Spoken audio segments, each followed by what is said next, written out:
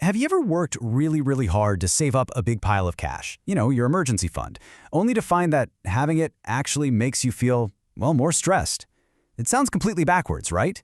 You do the responsible thing, you build up that safety net, but then every single time you have to dip into it, this wave of anxiety just hits you. You start asking yourself, is this a real emergency? If I use this money right now, what am I giving up later on? If any of that sounds familiar, trust me, you are in exactly the right place.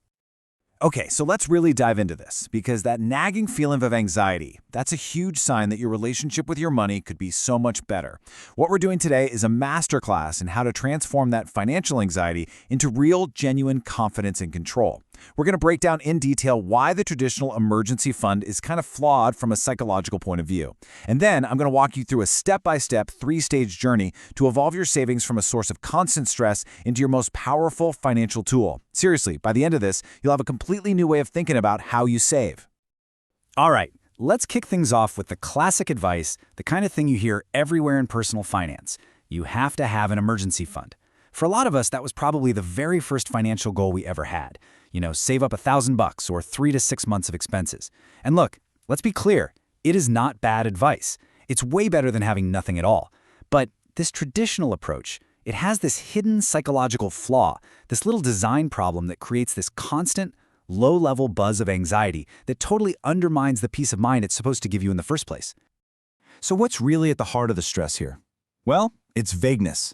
This one giant pile of money is supposed to be for everything and anything. A car repair, a surprise vet bill, a broken water heater, a last-minute flight for a family thing, a medical bill, you name it.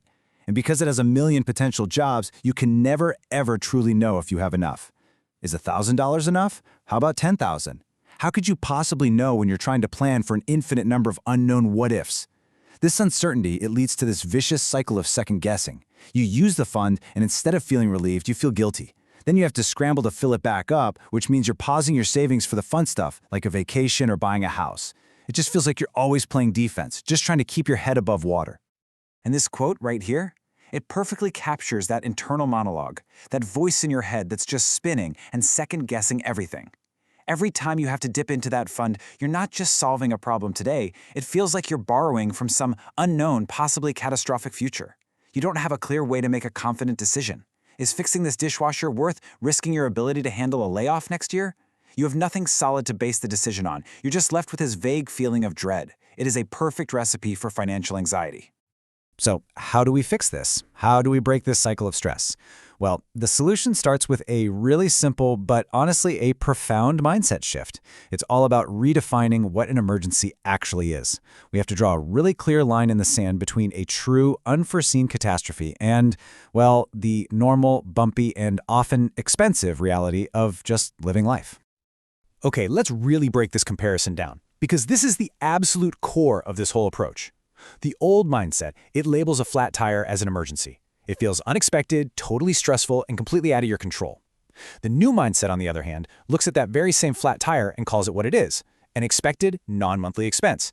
I mean, think about it. If you own a car, is it really an emergency that it will eventually need new tires or some repairs?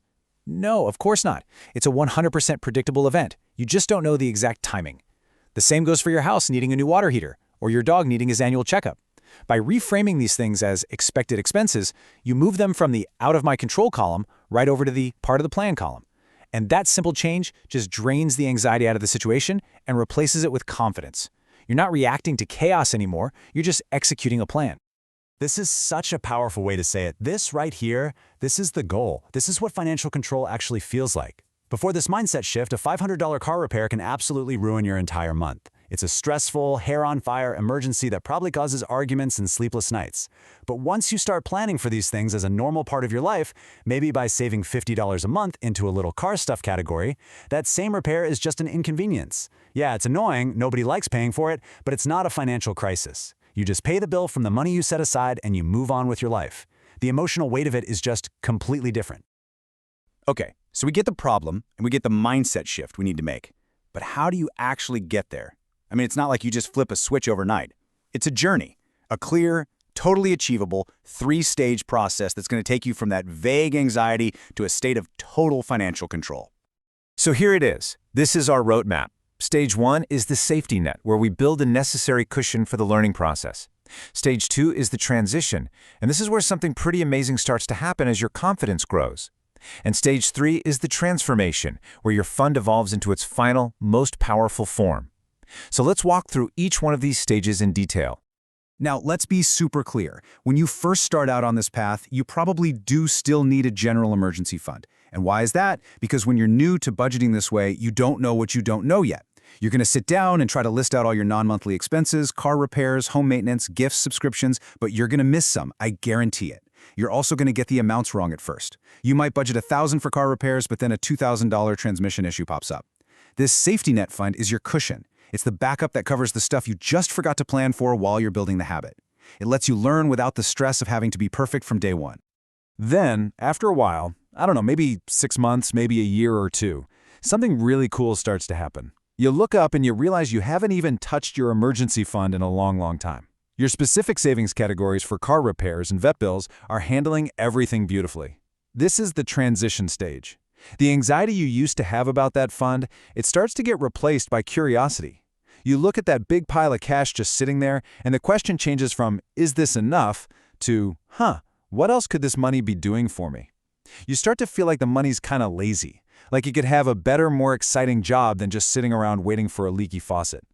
That feeling is the signal that you're ready for the final stage. It's a huge turning point. And hey, if you're finding value in this journey so far, please subscribe to our channel for more videos just like this.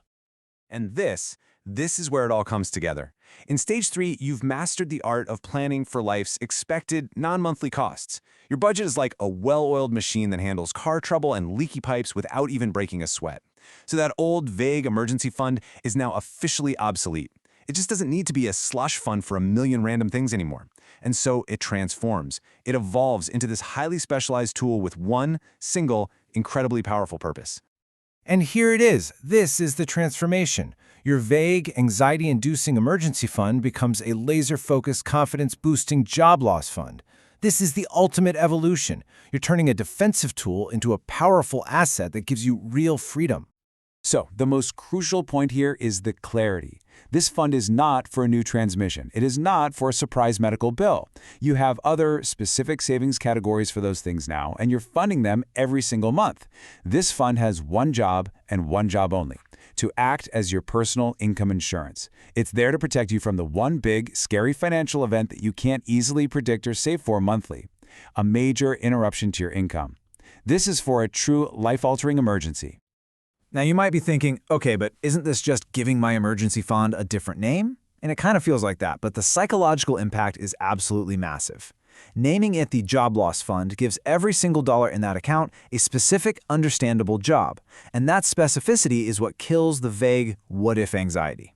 All of a sudden, you can make clear, confident trade-offs. You know exactly what you're giving up if you choose to use that money for something else. And this is the most important part. It fundamentally changes your mindset from being on defense, just waiting for life to hit you, to being on offense, strategically using your money to build the life you actually want. Let's make this real with an example from our source material. So there's a guy named Ben, and he needed to buy a new family van for $21,000. Now, he had a large savings fund, but he was totally stuck, just wrestling with the decision to use it. That old anxiety was starting to creep back in. And this right here, this is the light bulb moment. When his fund was just a vague emergency fund, using it for a van felt wrong and super stressful. What future disaster was he risking? But as soon as he redefined it as a job loss fund, the decision just became simple math. The choice wasn't abstract anymore. It was crystal clear. Am I willing to trade 3 months of job loss security for this van right now? He looked at his and his wife's job stability, felt pretty confident, and knew he could rebuild the fund over time.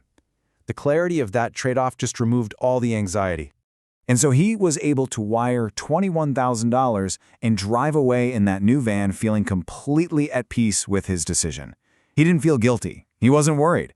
He felt in control. That is the power of this entire approach. It's not just about managing your money. It's about getting rid of the emotional stress that comes with these big financial decisions. It's about getting to a place of true financial peace of mind.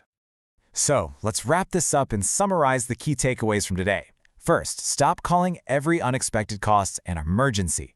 That word just carries way too much stress. Instead, reframe them as what they are: expected non-monthly expenses. They're just a part of life you can plan for.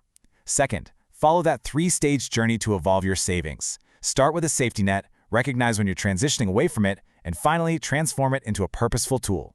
And last, the most important step, give that big final fund one specific job. Call it a job loss fund, an income insurance fund, whatever works for you. That clarity is what gives you true control and true confidence. So that brings us to the final question, and this one is for you. As you finish up here, I want you to think about your own savings. Does it feel vague and stressful, or does it feel clear and powerful? If it's the first one, it is time for a change. So decide right now, what is the one most important job you are going to give your main savings fund? Defining that purpose, that's the very first step toward taking complete control of your financial life.